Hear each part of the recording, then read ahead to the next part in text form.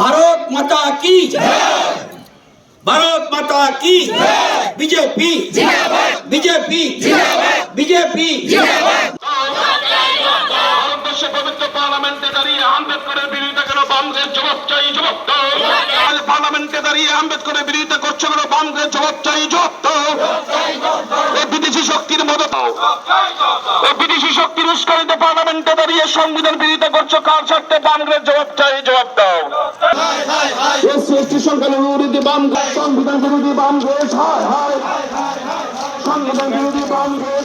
কংগ্রেস শাসনকালে ওনাকে কোনো গুরুত্বপূর্ণ দায়িত্ব দেওয়া হয়নি।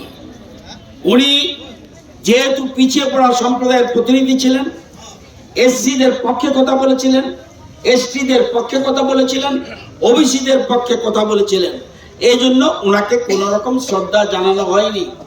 দীর্ঘ বছর এদেশে কংগ্রেস ক্ষমতা ছিল, কিন্তু কখনো পুরনো পার্লামেন্ট ভবনে ওনার প্রতিকৃতি পর্যন্ত লাগানো হয়নি।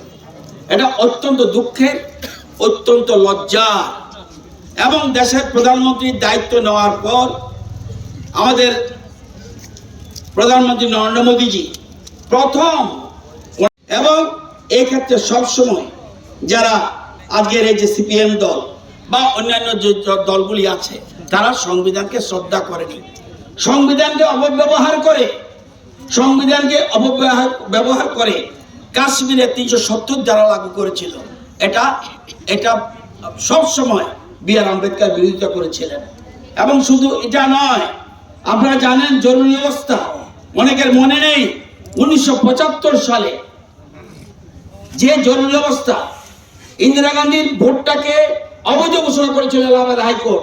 এলাহাবাদ হাইকোর্ট বলেছিল প্রধানমন্ত্রী এই গতিতে থাকতে পারে না, কারণ উনি সঠিকভাবে নির্বাচিত হয়নি, উনার ভোটটাকে বাতিল করে দেওয়া হয়েছিল।